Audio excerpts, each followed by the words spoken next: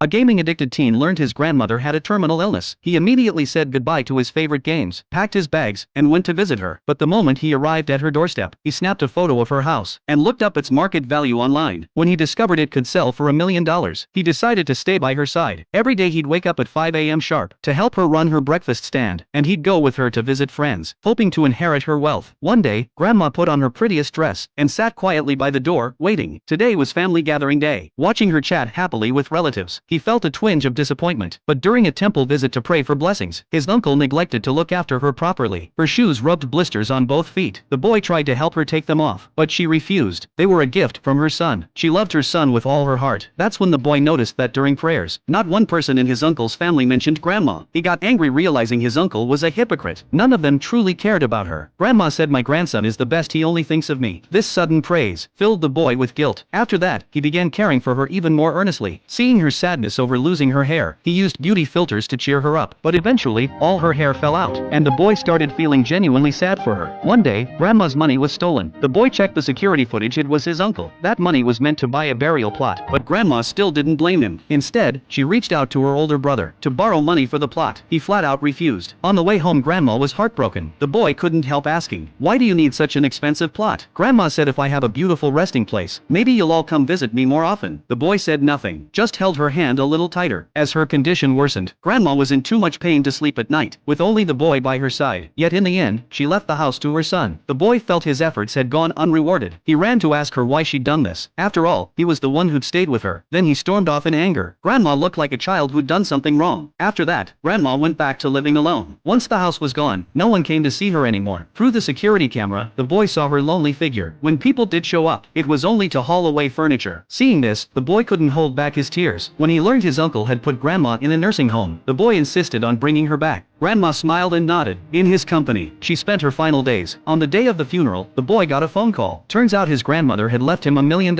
She'd been saving that money since he was in elementary school, because back then he told her that when he made money, he'd spend $1 million to buy her a big house. In the end, he used that money to buy her the most beautiful grave. In his heart, Grandma came first.